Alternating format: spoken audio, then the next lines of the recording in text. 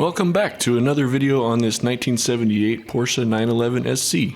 It's the first Porsche of any kind that I've ever experienced or driven, and in the last video I gave my first impressions of what it's like. Unfortunately, my impressions were somewhat ruined by a couple of glaring issues.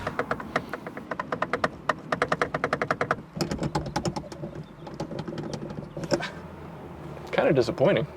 So rather than just whining about it, in this video I'm going to try to fix it. So I'm going to be installing a metal bushing in the steering column which should permanently fix the wobbles, as well as new shifter bushings and a new shift rod coupler that should take up all the slack in this shifter. So let's get started with the steering column. After disconnecting the battery, the horn pad comes off easily by unclipping from all three corners, and then you just need to disconnect the wire for the horn switch.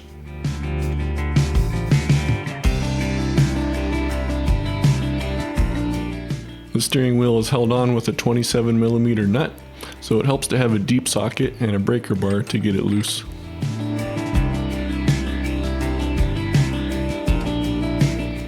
Make sure to hold the steering wheel with your opposite hand and use that to push against, rather than pushing against the steering wheel lock mechanism. There's no sense in risking breaking it.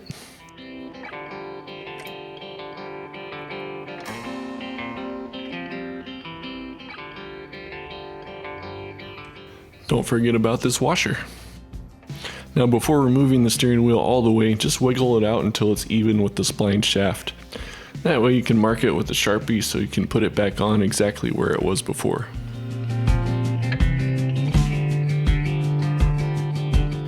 Now we can take it off and check out the damage.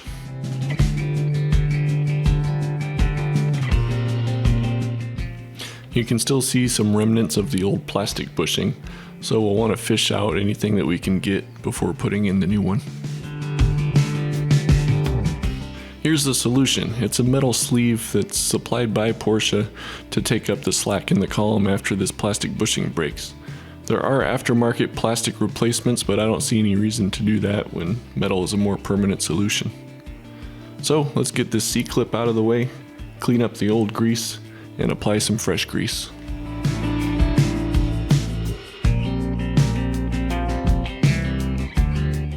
I'm also greasing both sides of this new metal sleeve.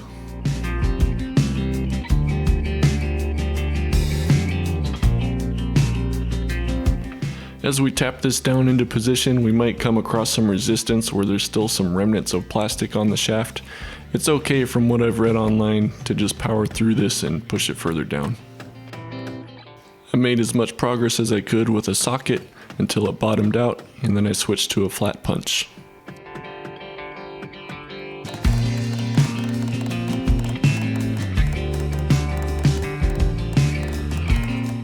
And that's pretty much all there is to it. That was a pretty easy fix, and the column feels rock solid now. At this point we could put the steering wheel back on, but I'm going to leave it off for the moment just to make things easier to work on while I tackle this shifter.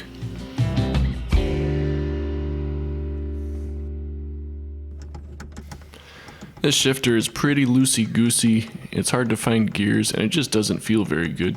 So I've got 3 separate parts to hopefully fix this issue. Let's start by taking off the rubber boot and tucking it up further, and then we can lift up the carpet to gain access to the fasteners that hold the shift turret to the floor. We also need to lift up the carpet in the back here to gain access to this panel, under which is the shift rod coupler. Since the transmission or transaxle is in the back of this car, this coupler is what transfers your movements at the front from the shift lever through the rod, through this coupler, and into the transaxle at the back. As you can see, it definitely has some play. This amount of slack would definitely be noticeable by the time it travels all the way up to the shift lever. At first I thought I needed to keep track of the position of the rod and coupler, but it turns out this isn't necessary, so you can ignore this part. I'll show you later how to adjust it. One thing I wasn't prepared for was how locked in this screw was.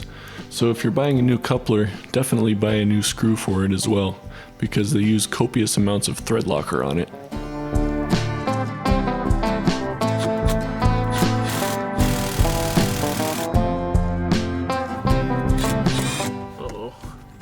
Well, let's order a new screw and start working on this shifter turret. There are 2 plastic bushings in here that need replacement.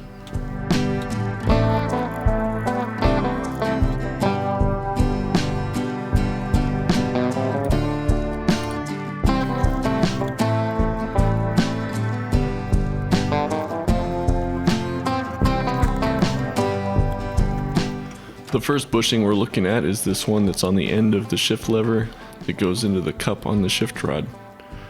As you can see, this one rattles back and forth. It's not supposed to do that. It was so loose I could actually pop it off by hand. It looks pretty discolored and tired.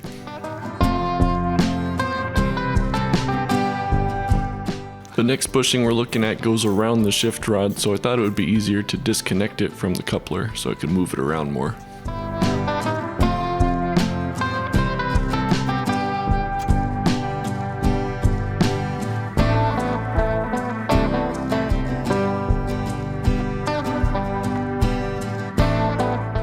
We need to free this bracket from the shift rod, but first we need to remove the little cup that first bushing goes into.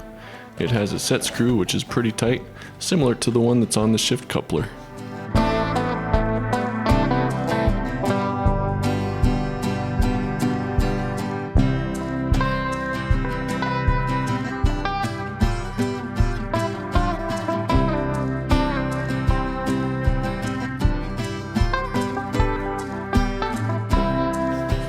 Now we can slide this bracket off to replace this plastic bushing.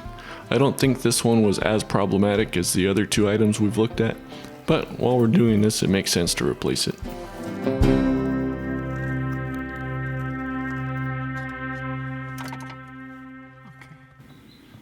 It was a little harder than I expected to get this out, but here it is. Let's get the new one in.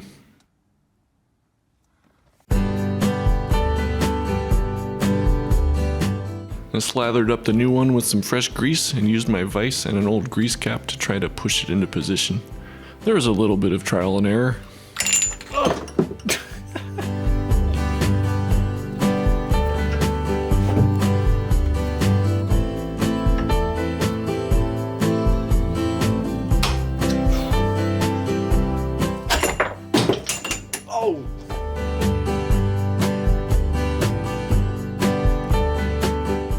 Eventually I did get it all the way in. The only thing left to do is make sure you get it all the way around these metal tangs on the other side.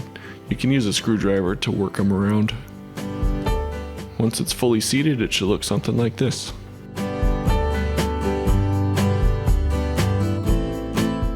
A bit of extra grease on the inside and this should be good to put back on the car. It's a good idea to clean and put some fresh grease on the rod as well.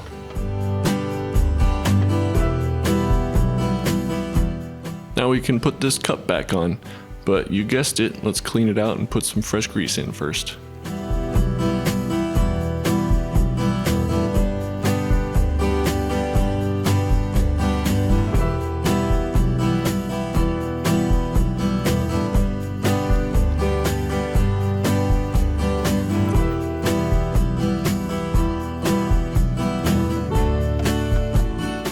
Thanks to the hole in the shift rod and the pointy set screw, this only goes on one way, so make sure to line it up.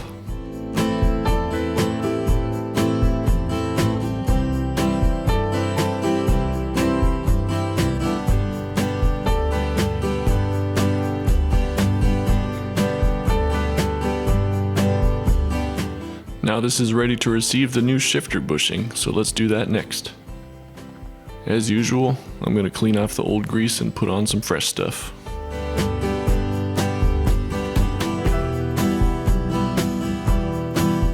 Here's the new bushing. It should be significantly tighter than the one that came off. Let's just bop it on with a rubber mallet.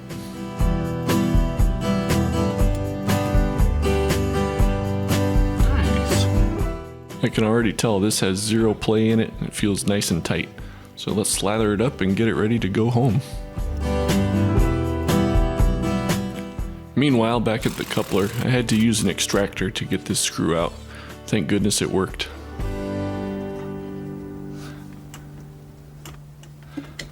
Okay, there it is. Taking a closer look at this coupler, it was definitely part of our problem. Look how much play is in this thing. Rather than going with an OEM replacement, I'm going with a slightly upgraded aftermarket version. It's billet aluminum with Delrin bushings, so it should last longer and stay tight. Waiting for this new screw set me back several days, but here it is, and you can see how much thread locker is put on it from the factory.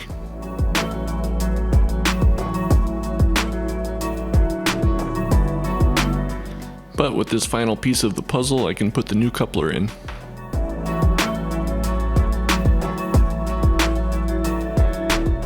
Given how tight the old one was, I made sure to get this one nice and tight too. Then I could slip the shift rod back onto the coupler, but I'm just leaving it loose for now so I can finish buttoning up the shifter up front.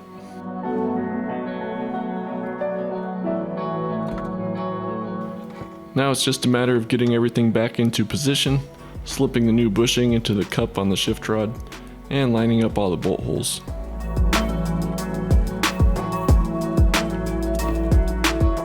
I used a screwdriver to keep track of this back hole while I hand started the other screws. From there it's just gradually working around evenly and slowly tightening everything.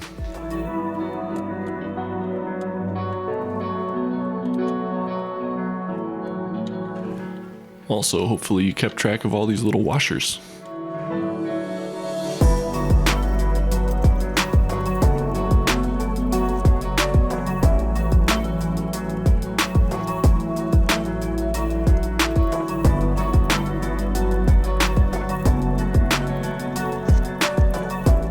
With all of those tightened, we can finally put the carpet back down.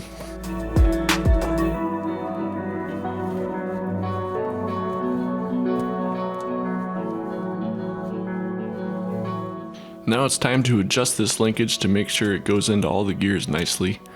First we'll get this clamp set up, but we don't want it tight yet. It still needs to be able to move. Also, make sure the car is in neutral for this adjustment.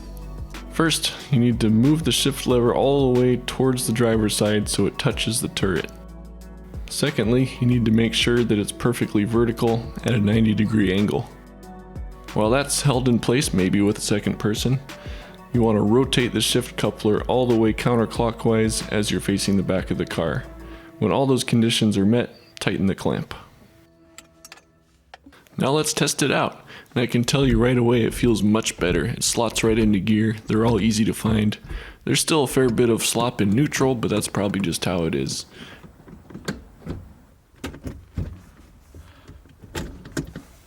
With everything feeling good, we can finish reassembly.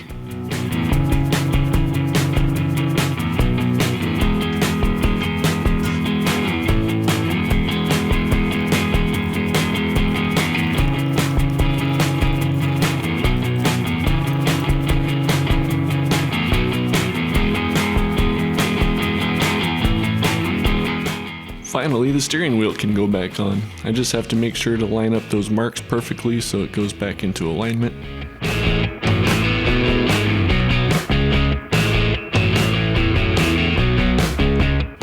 And then the washer and nut can go back on.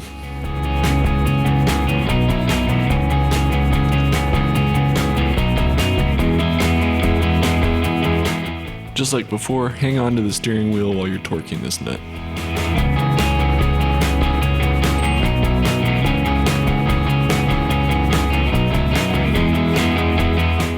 It's safe to say this problem is solved. Let's reconnect the horn, pop the steering pad back on, reconnect the battery, and go for a quick test drive.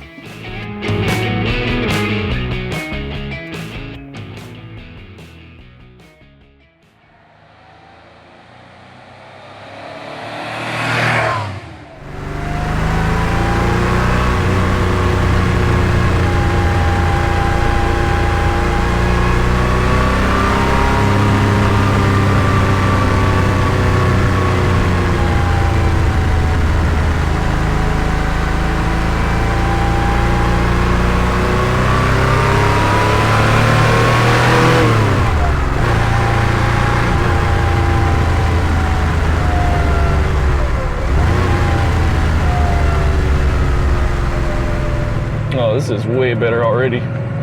Steering is solid, gives me way more confidence. Still heavy, mind you, but at least it's not wobbling around all over the place. Shifter, it actually slots into gear really nicely now, feels crisp. I'm never searching for the gears, they're just right there. So I'm really glad I spent the time to adjust that linkage properly. Man, well worth it to do these two fixes. Cost about 200 bucks, but well worth it to make this actually feel like the sports car it should be. This car still could probably use a few little fixes here and there, but it's definitely growing on me. If I was a little too harsh in my review, well, that's probably because of things like this that are now so much better. So it's too bad it's gonna have to go back to the owner soon, but I have one more video coming after this, which I'm on my way to film right now, which is a mic'd up drive where I just shut up, put some microphones around the car, some cameras, and just go for a fun drive and record the beautiful sounds of this flat 6. So stay tuned for that, and I'll see you next time.